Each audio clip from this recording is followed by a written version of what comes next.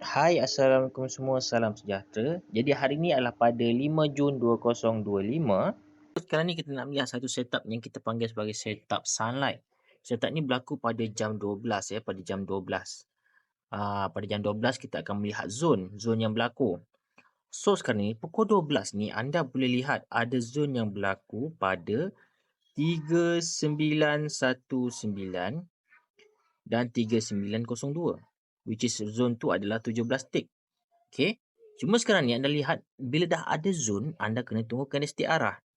Dan apa kriteria candlestick arah adalah candlestick tersebut buka daripada dalam zone, which is tadi kita tengok 3919 kan, 3919 dia buka dalam zone dan ditutup di luar zone.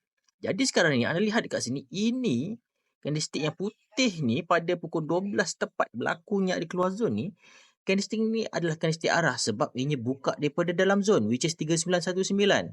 Sama dalam zone lah kiranya. 3919 kan permulaan zone.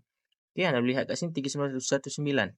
3919 ni adalah permulaan zone. So dia buka 3919 dan dia tutup di luar zone 3921. Jadi ini adalah candlestick arah. So sekarang ni anda boleh untuk ke arah buy position. So kita pun masuklah satu buy position. Dan sebab ini adalah candlestick arah buy, kita nak targetnya buy lah. Kita nak target ke arah TP1 ataupun TP2. Okey, kita nak cuba TP1, TP2. So sekarang ni kita nak pergi ke TP2.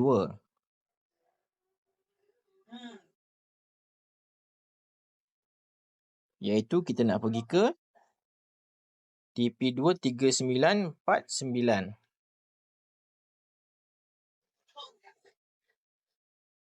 49 yang kat sini, 49. Okey, so sekarang kita next lah. Kita menunggu sama ada A nya pergi ke TP2 ataupun tidak. Tapi kalau kita nak pergi ke TP2, kita kena buat break even. Okey. So sekarang ni pada pukul 2.30, 2.30 A nya terus pergi ke TP1. So sebab kita nak ambil maximize the profit, kita pun lock lah something. Lock lah sebahagian profit. Kita lock sebahagian sebab kita nak cekah TP2 ni. Okay, kita nak pergi ke TP2. Tapi ianya tak pergi-pergi. Ini sideway. Anda lihat kat sini lama juga ni sideway ni. So bila sideway, anda kena hati-hati sebab akan ada satu movement yang besar berlaku sama ada ke atas atau ke bawah. So kalau ni dah sideway kan. Kita dah buat break even. Sebab kita dah capai TP1 ni. Kita secure beberapa tick lah. Okay. So sekarang ni kita tengoklah sama ada pergi ke TP kita ataupun kena kita punya break even. So macam tadi anda boleh lihat, ianya melibas anda punya break even.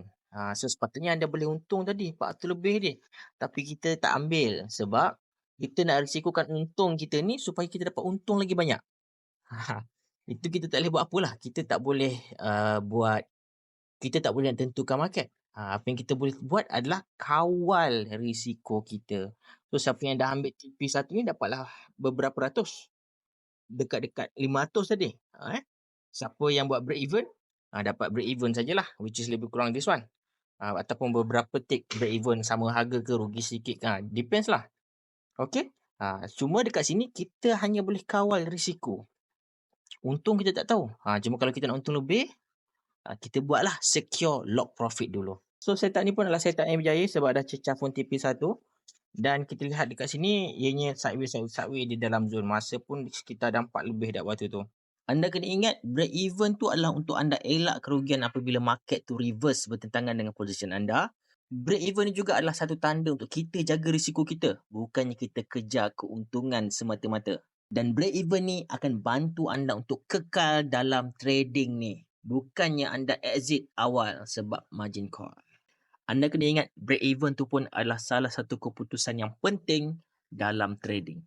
Hingga bertemu kembali. Terima kasih.